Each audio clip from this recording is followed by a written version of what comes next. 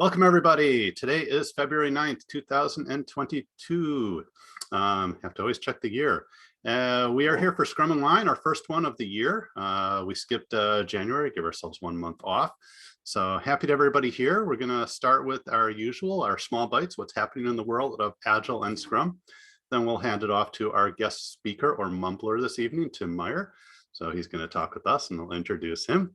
And for those of you who have joined before, after that, we kind of go to our Trello board. We do a little scavenger hunt game, and then we kind of wrap it up with some lean coffee, whatever's on your mind, you get to talk about, whether you want to follow up and chat with Tim more about his journey or anything else that's on your mind. So I'm going to go ahead and start our small bites, see what's going on in the world.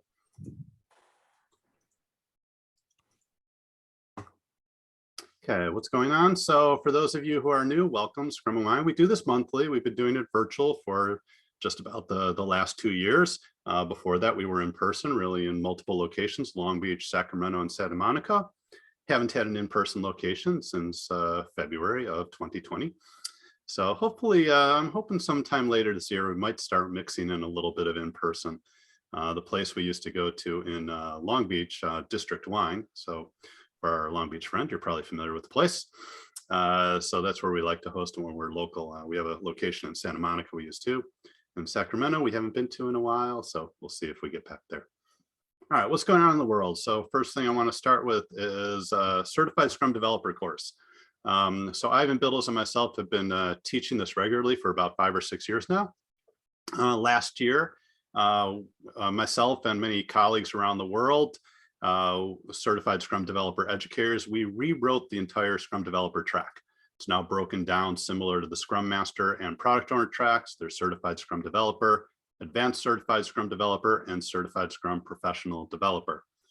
Our Certified Scrum Developer course has gotten increasingly popular, as many of the other educators have stated they have too. Many of us are starting to sell these out, which is super exciting because this group of people who are building the products really need to be appreciated. So I'm excited to do that. We've got 2 upcoming courses, one in February, here in 2 weeks. It's almost sold out. I literally only have 2 seats left. So if you're interested in that one, you're probably gonna have to buy within a day. Otherwise, I have one in March that is about half full right now. So there's plenty of space in that March one. If you're interested in these courses. And as members of Scrum and Wine community, we always have coupon code. You can always enter Scrum and Wine as your coupon code and save 10% off any of our trainings, including this one. All right, what else is going on? Conference here, Agile and Beyond. This is in Detroit. So for any of you in the Midwest that might want to be at a in-person conference in the area, this is coming up in May. This event brings together technology leaders, engineers, designers, product owners, and executives for world-class sessions focused on agility, software engineering, and lean business. Agile and Beyond conference will consist of breakout sessions on May 24th and 25th. Breakout sessions will be about 45 or 100 minutes in length, cover Agile and Beyond Agile themed topics. Each day will start with a keynote, set the tone for the day, and end with some social events to connect after it's been a long time. So agileBeyond.com if you're interested in that conference. Another one that's coming up, one I really want to give a shout out. I'm a participant in this one. I am a member of the program advisory team, so helping to coordinate this. So I'm excited to help out with that. Our global Scrum gathering from Scrum Alliance is in Denver, June 5th through 8th. This will be a hybrid event, meaning we're going to have in-person of about 500 people and online also. So you can join either way. So if you're welcome to come in person, great. If you want to come and join online, that'll be awesome too. So it's in Denver. We're proud to host this. So we've been doing gatherings, Global Scrum Alliance, since 2013. So an awesome event. Check it out at scrumalliance.com. Look for the events on there. Another conference, this is Agile Testing Days USA. Agile Testing Days reach out to all software engineers and testing professionals. Conference provides a fun platform to connect and network in the Agile community. Equip your team with new methods and a mindset to take your projects to a new level. agiletestingdays.us. Okay, if you're looking for Agile and DevOps, this is the conference for you. This is Agile DevOps West. Brings together practitioners seeking to accelerate the delivery of reliable, secure software applications. Find out how the practice of Agile and DevOps bring cross-functional stakeholders together to deliver software with greater speed and agility while meeting quality and security demands.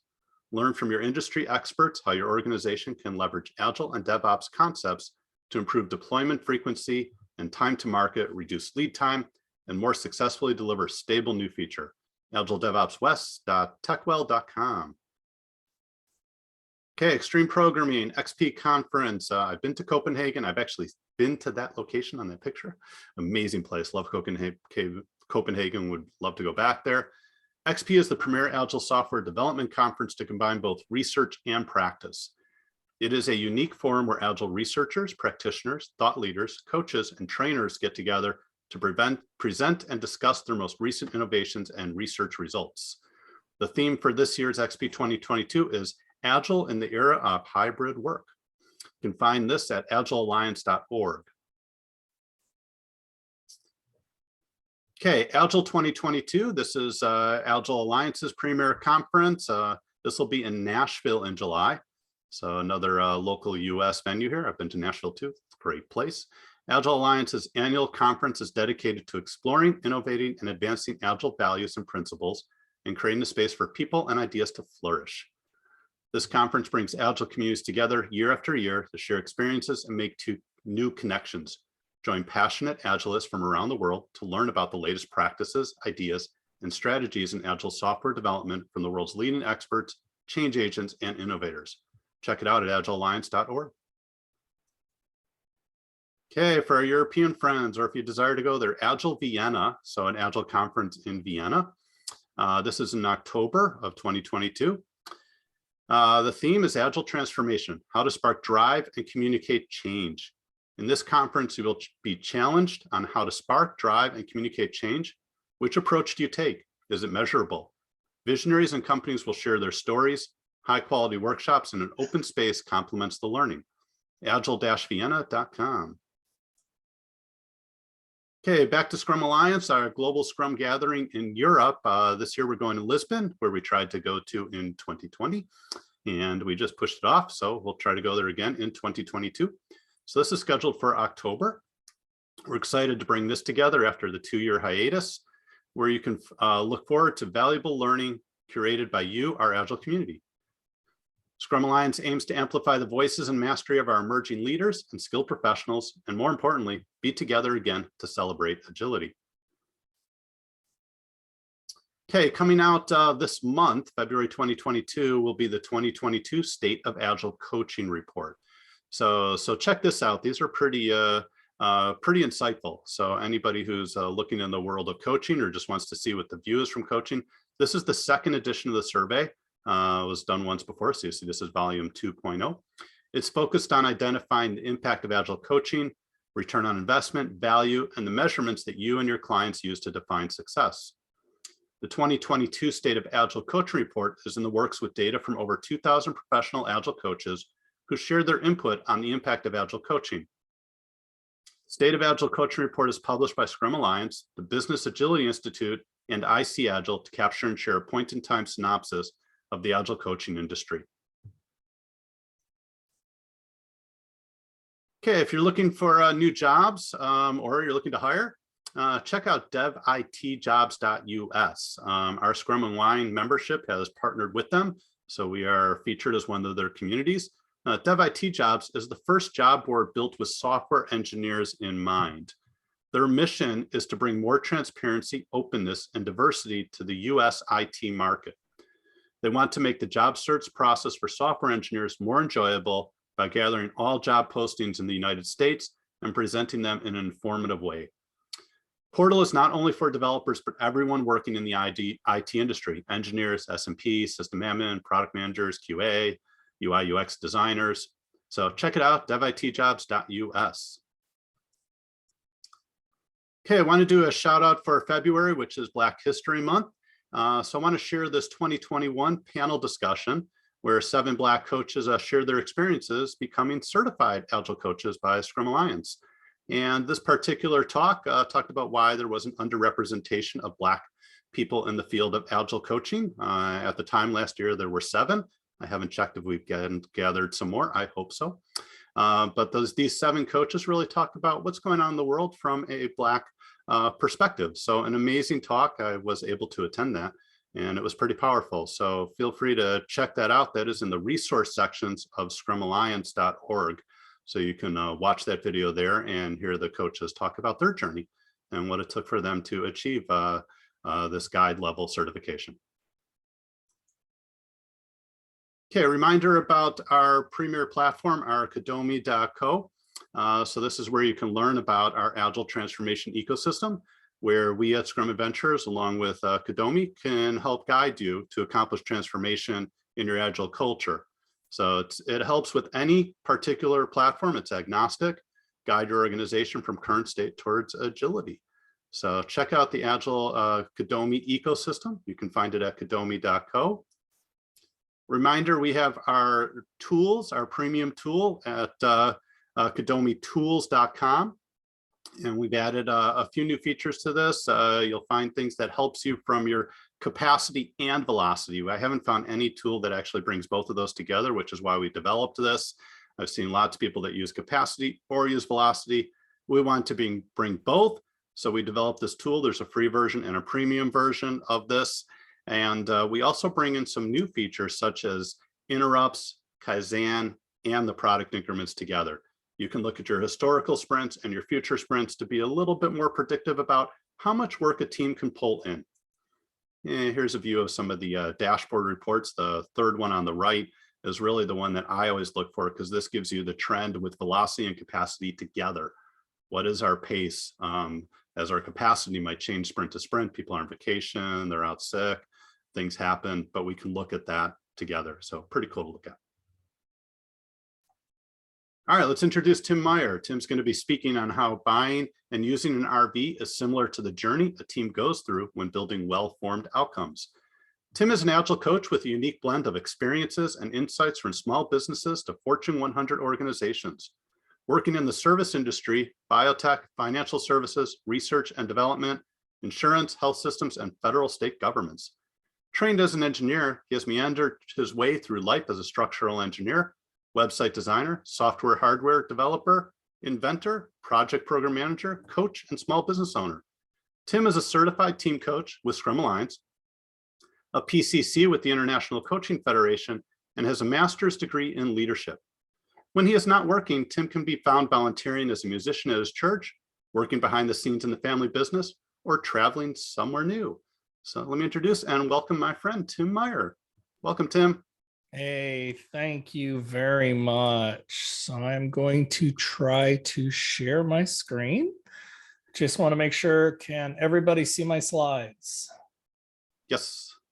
All right. So want to thank everybody for joining me today. So what we're going to do is we're going to talk a little bit about this concept of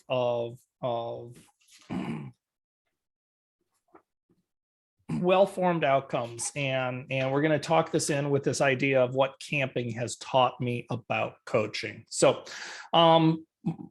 Sherman said a little bit about what my background is. I'm a CTC with the Scrum Alliance. I'm also a professional certified coach with the International Coaching Federation. I am an independent Agile coach, so I work primarily on contracts. Currently right now, I'm working as a safe coach at NASA out of Huntsville, Alabama. So that is my current, where I'm currently working. And they said I kind of have a master's in leadership and then also a master's in engineering. So what I wanted to start out with here is what I'd like to have everybody do is just jump into the chat and type in what your primary role is within the Agile community. Are you a Scrum Master, aspiring Scrum Master, Agile coach? Where are you coming from? And the reason why I like to see that is because what I try to do is when I give this talk, I try to tailor it a little bit more to what are the different roles that we have here. So I see one person is jumping in, aspiring Scrum Master, wonderful. Product manager, developer, great. Trainer, Agile coach, product manager, awesome. CSM, starting coaching, product owner, greatly appreciate it. So what are we going to talk about a little bit today? So what I want to do is I want to talk about this concept called well-formed outcomes. And this comes from what we call neuro-linguistic programming. And neuro-linguistic programming is this concept of basically how do you, as a person, sense, feel, hear, get information in, what kind of filters does it go through when it goes into your mind? How do we interpret it? And then how does that influence kind of how we as a person acts, and what are our belief systems and stuff like that. I will tell you one of the, I don't know if you could see this there. I have an essential NLP book that I used for a lot of this. I picked that up in one of my coaching classes that I took. That's really beneficial. But while we go through this, I'm going to talk about one specific concept called well-formed outcomes. And these well-formed outcomes can work in multiple ways. First of all, they could be something that you personally can use yourself. And I will talk about that a little bit, about how do these concepts work for you personally. It's also something that you can use if you're coaching someone one-on-one. You can use this idea of well-formed outcomes and helping them, through asking powerful questions, on having them help form their own well-formed outcomes in order to try to make changes in their life, try to go the direction they want to go. But then there's also, this can actually be used at the team level. So if you're an Agile coach or even a Scrum Master, you can use these concepts of well-formed outcomes with the teams. So what I want to do is, as I go through, I'm going to give personal examples on how my wife and I have experienced this, with the idea of this idea of camping and how we've learned to use these. But then I also am going to go through and I'm going to kind of talk about how we can use these in other areas. One thing I will ask is I do want to leave this pretty informal. So if you do have a specific question, feel free to jump in. Otherwise, we will have some time at the end. So wanted to get started with this. So this whole journey of what camping has taught me about coaching, it started maybe about 3.5 years ago. And so my wife and I were sitting at home, and just to give you a little bit of a background, I'm an independent Agile coach. My wife owns her own business. She's got 3 different salon locations. And at the time we had about 14 employees. I think we're up to about 22 now. And we were sitting at home, and my wife looks at me and says, I need to get out of here. We need to get a camper, just kind of out of the blue, here we need to get a camper. So, kind of set me back a little bit, and was like, okay, I need to get out of here. It was kind of this negative thing about, and we need to do this, and we need to get a camper. So a little bit of a backstory. My wife and I have been, doing quite a bit of traveling. This is the one thing we enjoy doing. We would routinely, take flights somewhere. We'd routinely, schedule different trips, and we would do this on a pretty regular basis. So I was kind of like, okay, why a camper? What is it about a camper based on all the other trips? So we really started digging into this and started looking into some of the things that we really liked when we went on trips.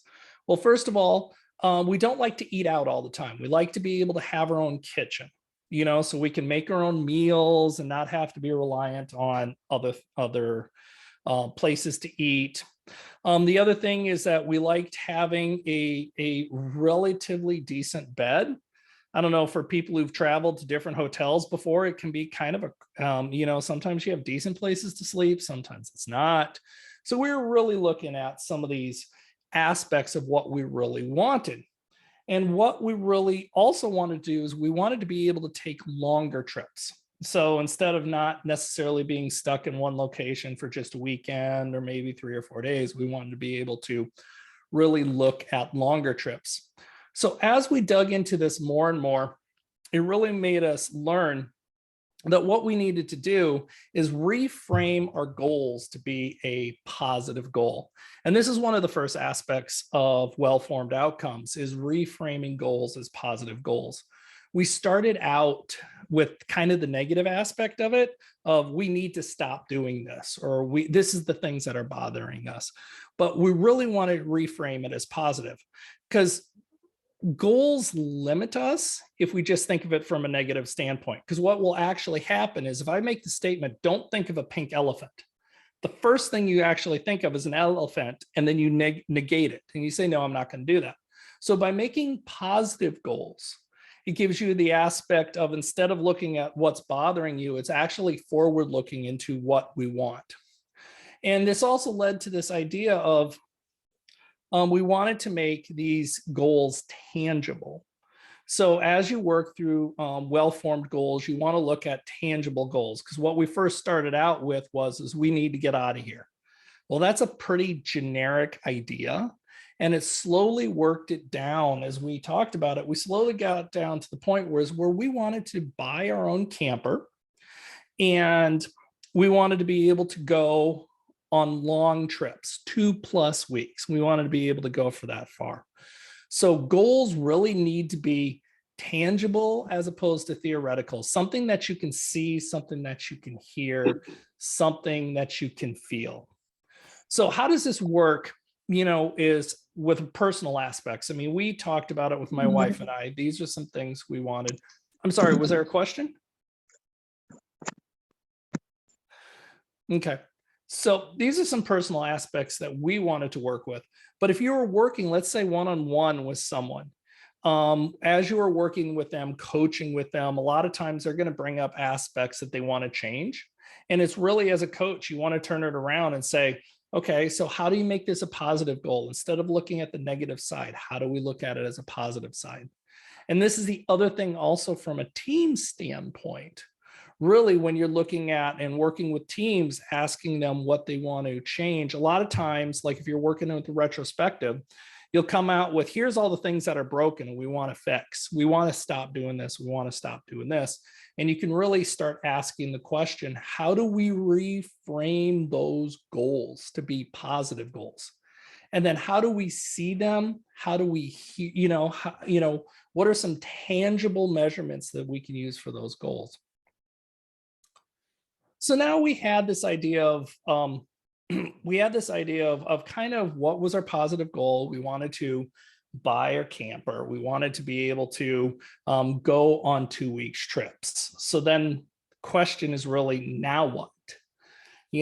For those, I don't know how many people actually have any kind of campers or anything, but there's multiple ways you could do this. You can go anywhere from like a small single axle pop-up trailer, that you could pull behind a small car, anything up to like a 45-foot diesel pusher with triple slides. So we really started to have to evaluate, okay, what did we want? What would work well for us? Well, my wife and I both grew up on a farm. And so we had an idea of, what it is to pull bumper pull trailers versus gooseneck trailers and various things like that. And we really, after some negotiation, we really got down to, we wanted to have either a gooseneck or a fifth wheel trailer. And we wanted to be able to have it behind a pickup. And the reason why we decided to do that is because we also, as we work through what we were talking about, really realized that by having a pickup, we could use it for other aspects too. So it kind of relates to this idea of looking at what is your various long-term and short-term goals. And this is the another aspect of well-formed outcomes, is looking at this idea of long-term versus short-term goals. So we started looking at this. We identified a long-term goal of being able to do a 2-week trip. But we also knew that we weren't going to be able to do that immediately. So one of the short-term goals we decided and we talked about is doing what we called practice camping. So that would literally be, we were going to stay for a weekend at this campsite that was about 5 miles from our house. That was going to be the first one we did. And we kind of worked on that with the idea of another goal would be, after we did that, there was a site that we wanted to go to that was about 2 hours away. And then another site that was about 3 hours away, and we kind of work our way up. So we kind of identified our long-term and short-term goals. But then we also looked at this and said, goals, sometimes they are linear, like we had talked about, but sometimes they are also this idea of stacked goals, meaning they can apply in multiple areas. So like one of the ideas we had was we wanted to get a pickup because it would fulfill the goal of being able to allow us to go camping, but then it also filled another goal that we had. We were growing our business. We had a lot of times where we needed to haul things around. We had a small SUV that we would use, but it could only do so much. So we wanted to get this pickup. So this has the idea of having additional ways of filling these goals. So as you're working with teams, or you're either working with people individually, we have these ideas of having goals, maybe either linear or stacked, or a combination of both of them. Now, as agilists, this actually is a pretty a concept that we get pretty used to. I mean, in many ways, these goals could be looked at as something like a personal backlog. What do we want to accomplish? We have our high-level goals, our long-term big goals, and think of those. If those are your epics, how do we break it down into our features and maybe our individual stories? And one of the big things on this is, and I think as Agilists, we all understand this, is if it's possible, find ways to experiment with your goals. Like one of the things we were talking about is instead of buying at first, possibly renting an RV. After we dug into a little bit, we wanted to have a pickup with a gooseneck hitch, and that's a specific type of hitch, and it's a relatively seldom used hitch within the RV industry. It's something that you usually have to customize and put a custom hitch on your RV. So it limited our ability to actually experiment with it. We knew that we were going to have to buy something to get what we wanted. But the other aspect, and this is really kind of important, is this idea of what are the context of your goals? Because not all goals necessarily apply to every aspect of your life. Like for instance, we were talking about this long-term goal of being able to do a 2-week camps trip somewhere. Now, one of the aspects we looked at was as my wife, as a business owner, she was, when we were talking about this, she was the one that was doing the deliveries to each one of our local salons, and she would have to do it once a week. Our company inventory sits in the garage of our house, and we would deliver it to the space everywhere. So we really had to start looking at this context of what we wanted to do. It started out at the context of within our family, just the two of us, we wanted to be able to go on these trips. But now, as we look at our goals and really expand to it, we realize the other context is this was going to influence our business. And it also led us to realize that for us to be able to achieve this goal, we had to make some changes in other contexts of our life. We had to be able to start setting up our business so we could actually be gone for a couple weeks at a time, meaning we had to get people in certain positions in order to fulfill some of the things that we were doing on a semi-regular basis. And it leads to the next question is, what control do you have, or does the team have, or does the people you're working with have within the context you're looking at? Like for instance, in our particular situation with my wife owning the business, we have a little bit more control over how we would configure things than if we were just an employee. We could make the choices necessary to move people around and change job requirements and things like that to allow us to do that. But then the final thing on these goals, and we talk about these different stacked goals, we talked about short-term and long-term goals, is really to ask the hard question, is the goal really worth the cost? For us, we were talking about, getting an RV, buying a pickup. That's money. I mean, that's money laid out that needs to be done. We had to make changes within our organization, within our business. And then we also had to ask the question, I mean, if we're going to take this time and we're going to do this, it's going to be time we don't do for other things. Is this worth the cost? Now, so as you're working like with individuals or teams, when you start working through these goals, when you start talking to them about how they're going to, what goals they want to achieve, dealing with the context is really important. This can be very important, especially at the team level, because then you need to start asking, if you want to make these changes, is this something that can absolutely be done within this team? Or do we need to get some other people involved? You know, let's say you're dealing with a team and you want to work on a CI/CD pipeline. Is that can you do it all internally? Do you need to get maybe some systems teams or some other support from some other parts of the organization to do it? And then really asking the question, is it worth the cost?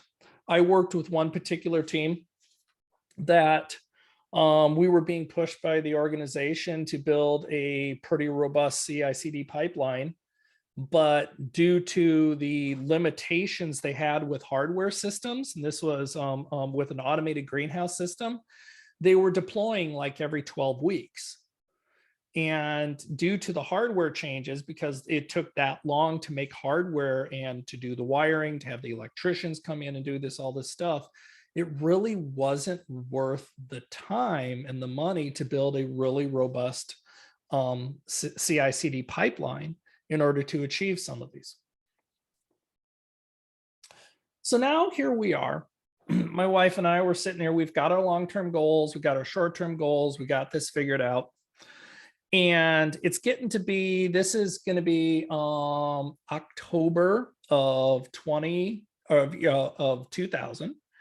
And we see this beautiful camper pop up on Facebook. Now, just a little bit of a backstory. I live in Des Moines, Iowa. So this is after the first snow. And we saw this pop up at a local dealership. And we really started asking the question, will this work for us? You know, so we had some specific limitations and some specific things that we wanted to look at. I mean, we were looking at something that would only sleep 2 people, not for a big family, because it's just my wife and I. We have a 1/2-ton Tundra pickup. And I don't know if many people know, when you look at towing capacities of trucks, there's a couple things you need to look at. First of all, there's the actual, what is the total weight of the trailer that the pickup can pull? But then there's also, since we're looking at a 5th wheel, there's this thing called this pin weight. And that is how much weight you're literally putting in the bed of the pickup. So we started talking about this. We started looking at this. We went down and talked to the salesman in order to get the specifics, how much it cost and things like that. Really asking the question, will this work for us? So it really raises the next thing about the well-formed outcomes. It's this idea of knowing your limits. Now, limits are specific to the people or the situation. So here we are, we're looking at, we wanted a smaller 1/2-ton towable 5th wheel that would sleep 2. And this did fit within us. Now, if we had a family, if we had some kids, we would have been looking at a different situation. We would have been probably looking at a bigger trailer or some other trailer. And the important part about this is really taking the time to know your own limits and don't rely on others to define them. Now, this can be really challenging if you're working as an agile coach and you're working with teams, because there's going to be a lot of times when some of the limits on teams have been defined externally. You might have leadership coming in and saying, this is what we want you to accomplish. This is what we want the teams to do. Here's the limits. But this is really when well-formed outcomes, you really have to ask the team internally, what is your limits? Where do you want to go? How do we want to proceed? What do we think we can achieve and what can't we achieve? And then this is also very important for people, if you're doing this personally. Like my wife and I, we actually had a budget set up. We did not want to spend more than X number of dollars on our camper. This was kind of the top level that we wanted to spend, and we would look until we found one. So here we are, you know, it's October, we bought the camper, we got it home, it fit within all our limits. Ended up parking it in on my my lot where I live, and went through the whole winter and got to the next spring, and we decided we're going to take it out. We did our first test camping, and things went well. We went to Iowa City, which was about a 2-hour drive, about 3 or 4 weeks later. And then about next one, we decided we're going to go down to a nice wooded campsite just north of Kansas City. So here in the Midwest. And we're pulling in, and this was probably one of the tighter spots we had ever been at. And this is an actual photo of where we were at after we got this backed in. So we pulled up, and I kind of looked at where we were at, and I always had my wife out in the back. She would call on her cell phone, and she would be my spotter. Anytime you're backing something pretty good size up, it's nice to have another set of eyes. And so I was sitting there and I was watching my mirrors. I had my mirrors pulled out, and I was backing up, and I was guiding the camper, and my wife's like, you need to turn it to the driver's side. And I'm like, no, I'm good. I'm like, I know what I'm doing. She goes, you need to turn it to the driver's side. And I'm sitting there thinking, no, I'm good. All of a sudden, she yells at me, stop, with this tone of voice. And if you've been with someone for a while, that tone of voice. This was not a polite suggestion. This was I stop immediately, or something catastrophic is probably going to happen. So I get out, and I see this branch probably about 2 inches from the roof. And I'm sitting there thinking, what on earth is happening? I said, I told you I wanted you to line me up with this tree. She goes, no, you told me you wanted me to line you up with this tree. So here we are, we're realizing as we're talking about this, that even though we had thought we had a common understanding of what we were doing, we obviously didn't. So it leads to the next part of this idea of always having personal reflections. Now, what we did at that time is we walked out, and we decided at every time we back it up, before we back up, we are going to physically both get out, walk the space, and agree on where we were going to put the camper. This was a personal reflection, which really for me was a beneficial thing, because I was going to do all the repairs on the camper, and the idea of having to put a new roof on it kind of would have irritated me quite a bit. And unfortunately, it would have been my fault anyway, because I was driving. But this idea of personal reflections is something that needs to be done. So as a person, as your own self, if you are using Wellformed outcomes, you want to regularly reflect. Where am I going? How am I achieving my goals? If you're working with another person as a coach, if you're coaching another person, at the end of every session, you really should work with the client and the coach to reflect on the session. What did they win? What did they learn? What is the new insight that comes out of it? Client reflections usually should be done during the session.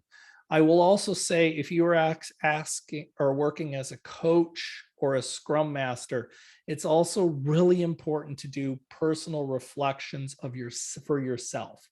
How did I do as a coach? How did I do leading the team? How did I do leading these other people? And this doesn't need to be done necessarily immediately after the session, but it should be done relatively soon. Now, I've been in the Agile space for a long time. This idea of reflections and retrospectives are something we would do a lot. In fact, actually, at the end of every camping trip, on our way back, we would pull out a piece of paper, and we would actually write down what went well, what didn't go well, what things do we need to buy and bring for the next time, what do we need to make sure we do. And we would actually do that pretty much every single every time we went camping. But here's one of the keys is that personal reflection. If you're working with teams, make sure they have time for this. I see Sherman put in there the retrospective. You're right. I mean, this is the retrospective, but I will tell you, this is one of the first things I see teams stop doing. Unfortunately, coming in and working at a lot of different organizations, it's retrospectives are one of the first things that teams stop doing. And it's really important that they do that. Tim, can So I then add to that? Can I add to that for a quick moment? please I do. absolutely concur with that, based on studies that actually Hutch and I did. When we ask people what events are they doing and surveys, the retrospective is always the lowest one that they Yep. achieve. Daily Scrum is the highest. Daily Scrum always has the highest level of events they do, and retrospective is always the lowest one. So you're spot on based on analysis I've done. Yeah. And I haven't done actual surveys on it, but I will tell you just kind of with all the different teams I've worked with, it's funny just right now I'm working with a safe train at NASA. We've got 12 different teams on it. And I came in and started asking them about retrospectives. And it'd be like one of those deals where it's okay, yeah, we do retros. We do them all the time. Yep. Okay, can you invite me to the calendars? Well, we don't put them on the calendars. It's like, well, okay, then you're not doing it. So, but then this leads to the last part. So we ended up getting, our trailer in the end of October of 2000. Starting in the spring of 2021, we started going out different places. And I got this wonderful opportunity toward the end of 2021, where we had about a 2-week open period where we were going to go and we were going to take our camper up to the Upper Peninsula of Michigan.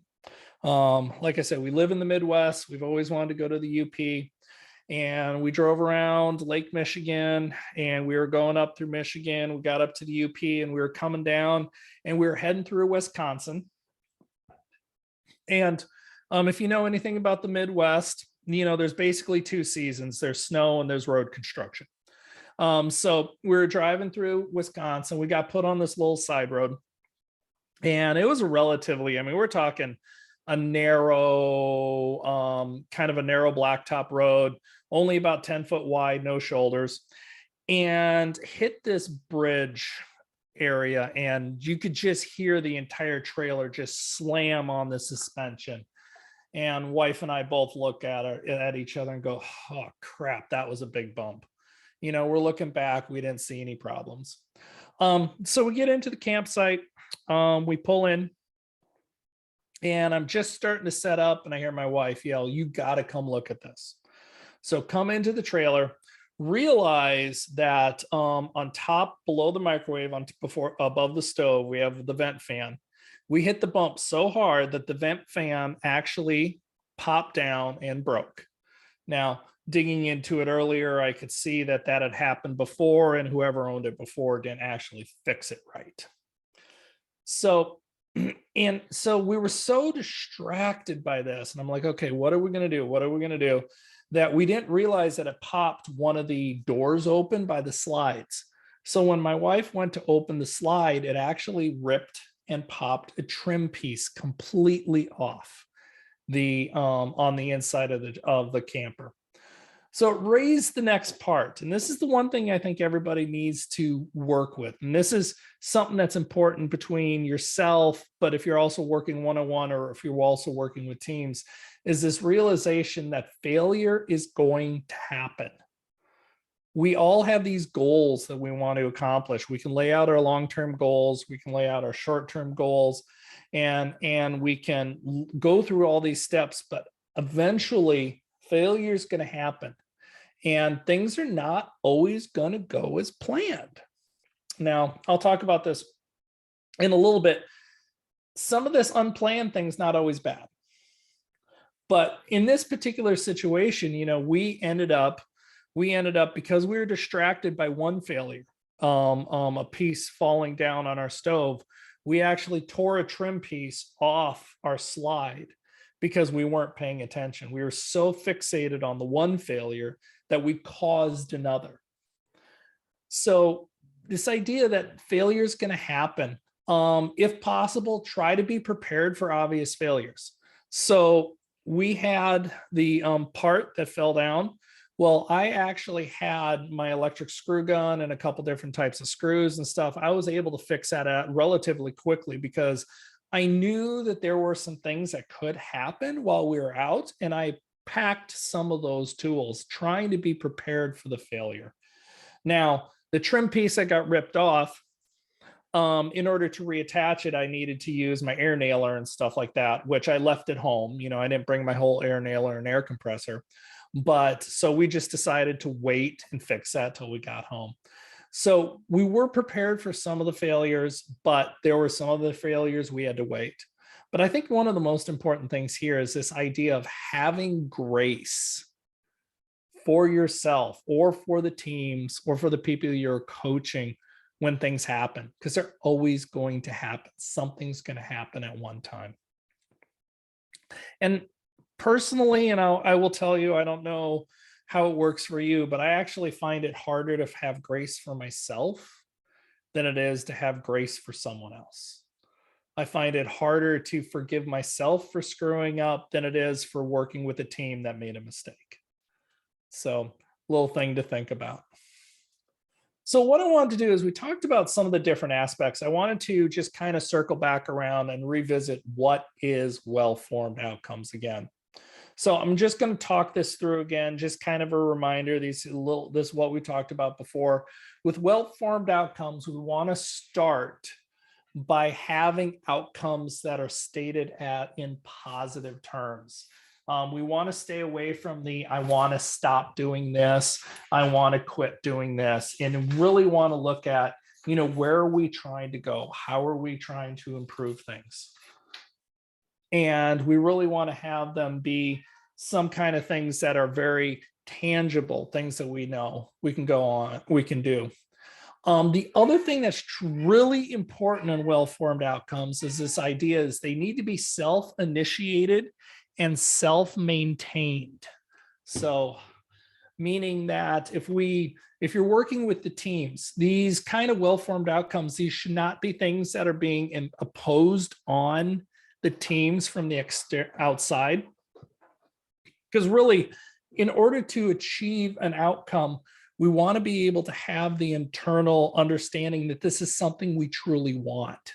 I mean, that's going to give us the grit necessary to get and follow through with this. Well-formed outcomes really need to be, if at all possible, sensory-based. They can't be abstract. What is going to physically change? What are we going to notice is different? How is this going to be accomplished? Sometimes at a team level, this might seem a little bit difficult, but it is really laying out, how are things really going to be different?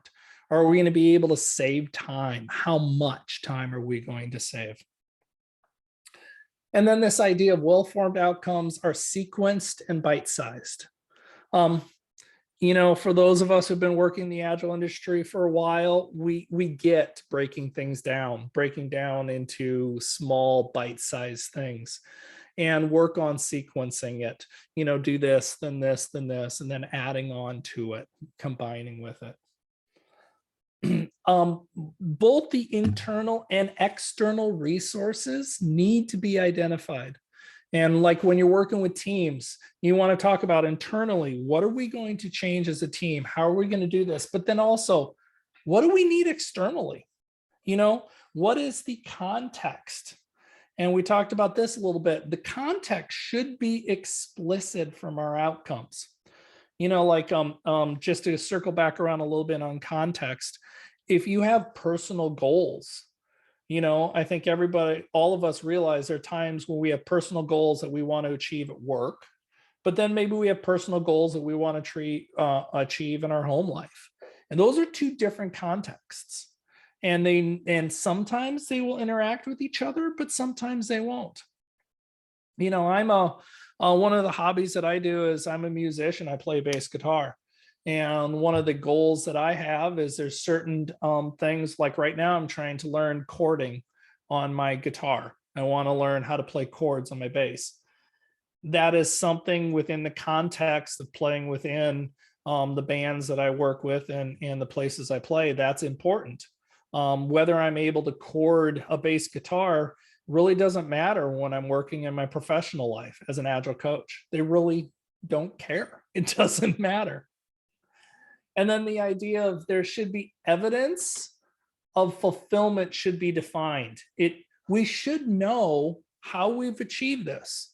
What is going to be accomplished? And this is really kind of, in many ways, from an Agile standpoint, is looking at your acceptance criteria.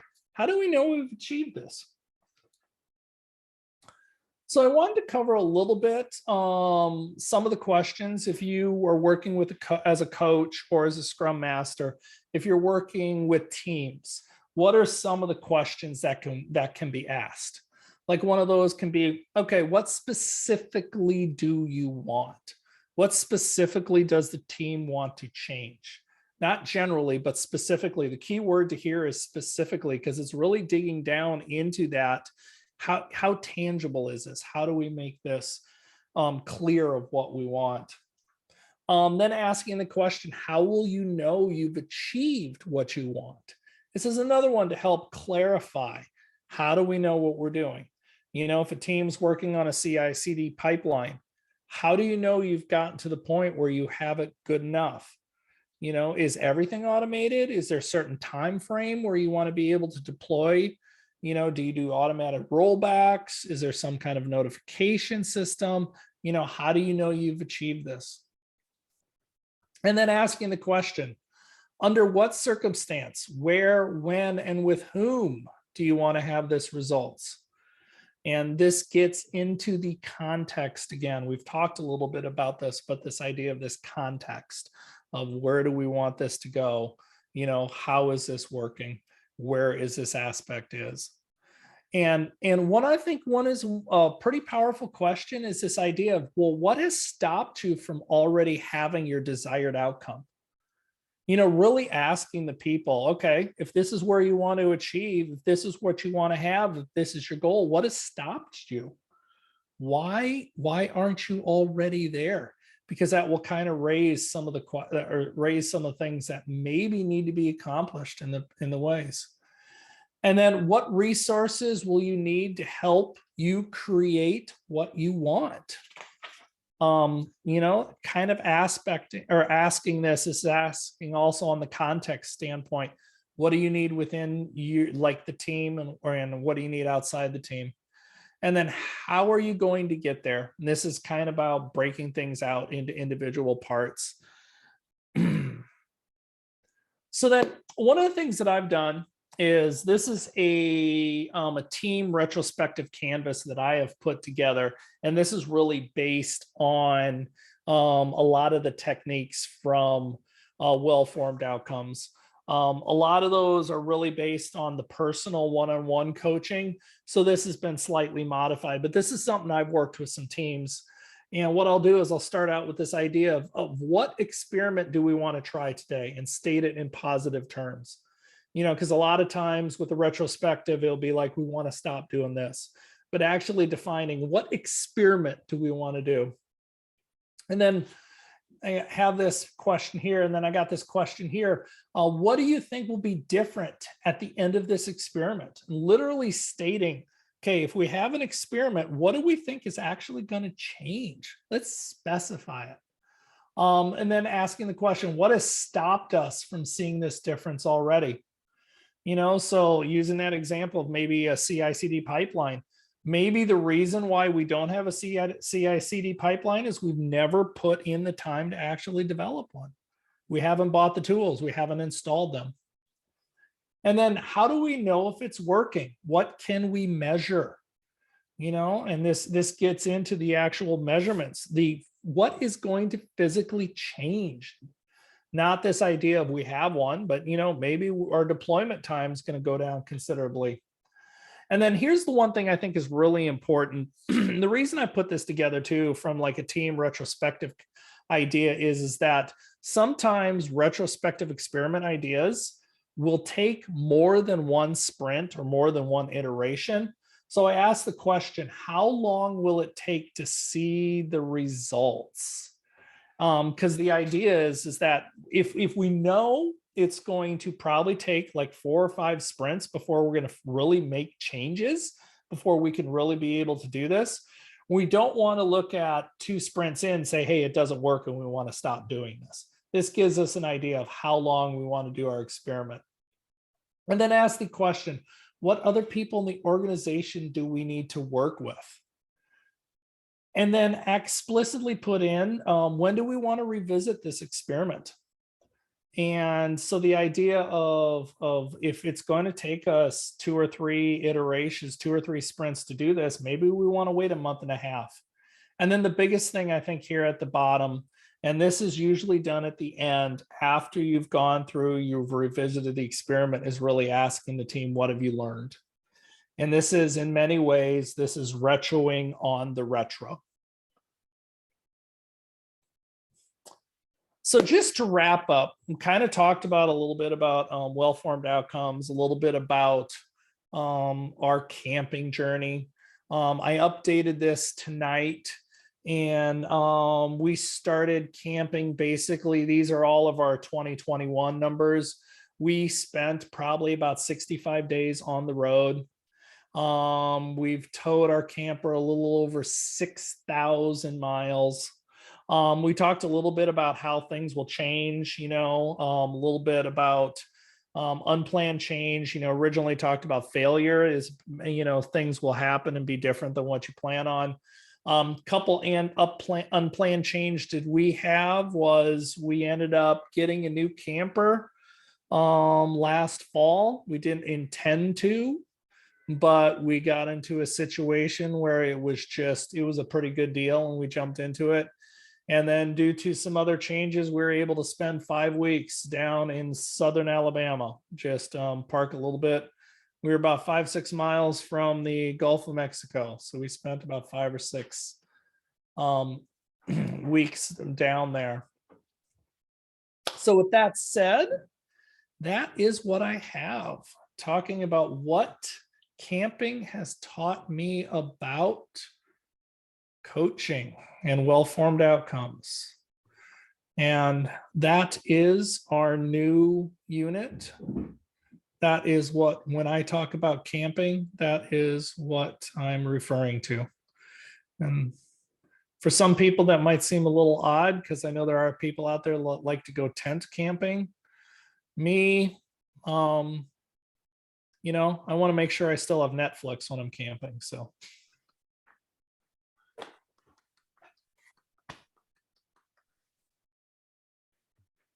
Thank you, Tim. Who's got stories, questions, ideas, insights, things you want to delve on further? Bring that up for Tim. Oh, perfect word, Kate. I've heard that, glamping. I think I heard that in a TV show somewhere, or something. Yep. Tim, do you think you're glamping, or do you think you're part way to glamping? Well, being that I have a cell phone repeater installed on my unit with a nice hotspot, and I have smart TV in there and multiple other things, I would definitely say it's clamping. All right, but are you wearing Prada when you're doing this? Oh, no. Everybody has their own definition of glamping, right? Can I wear my Prada? Do I have a rear view camera for my trailer? Yes, I do. I'm a bit of a techie. I actually have rear view camera. I have tire pressure monitoring system for my trailer. I actually have a Bluetooth enabled device to tell me when it's level, how many inches I have to go up and side to side. I like my toys. Put too many toys on it. Awesome. Thanks, Tim. Tim, I do have a question. I wanted to know a little bit more about sensory-based outcomes. Can you kind of expand what does sensory-based mean to you? Okay, so a little bit more. So sensory-based outcomes is really this concept when, like, you're working with people one-on-one. It's this idea of what does the outcome feel like to you? What does it sound like? What does it smell like? when you have this outcome, what do you hear? So like the idea is, in our particular situation, if we want to talk about really what we wanted to do, is we would talk about being able to park, our trailer at a state park right next to, let's say, like a river, and being able to sit around a campfire and hear the birds and be able to smell the smoke and that kind of stuff. That is the idea of sensory based outcomes. It's really about trying to have the person on a one-on-one really look at all the aspects and really kind of get in tune with what their goals are. Okay.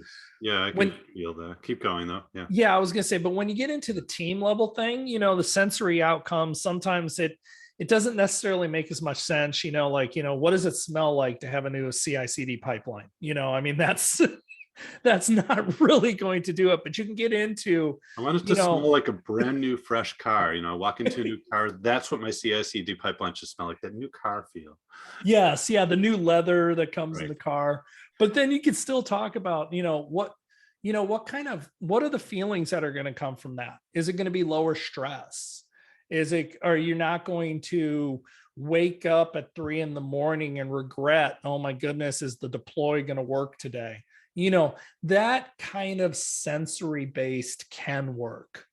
If you get into more of the feelings and maybe, talk about anxiety or those kind of things, because the reality of life is the team has those. They may not bring that up, but they have that. Does that help, Sherman? Yeah, no, that's good. I haven't thought about that before. That brings new ideas. Often I'm thinking of outcomes and a little bit more of the rudimentary sense, return on investment. Do we create real value, for customers? But if I can think, but based on what I'm hearing from you, I'm thinking about the whole selves, the whole person, the whole feeling, not just, am I gaining value, monetary or kind of an immediate surface value, but I'm looking more at the whole value. So I like that. That does give me new things to think about that I haven't thought about before. Yeah, because in all honesty, like if you're working in larger organizations, like I've worked in some pretty good size, pretty big organizations, the individual teams really don't care about, improving stock prices. That's important to the executives. That's not important to the teams. What is important to the teams is that they get this sense of accomplishment and they don't have to necessarily log in at midnight to make sure something's working. Life balance, that kind of stuff. So it's kind of getting into what is the sensory for those teams.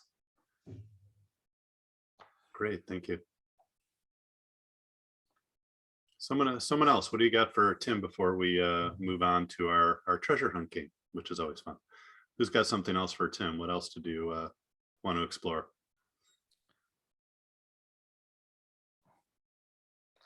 See the question, where is the next trip in the RV? Great question. Wife and I are talking about going down to Bentonville, Arkansas. And the reason being is that is I think the mountain bike capital of the world. Okay. And there is a ton of mountain bike trails there. And so we're thinking about packing up the camper and heading down for about 2 weeks.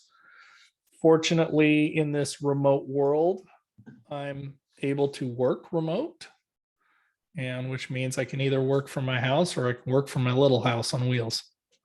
If you go, you have to go to the Walmart museum. That is the corporate headquarters for Walmart. Yep. And yep. If you haven't ever been into their museum, I actually had a chance to go to Bentonville. I did some coaching work with Walmart.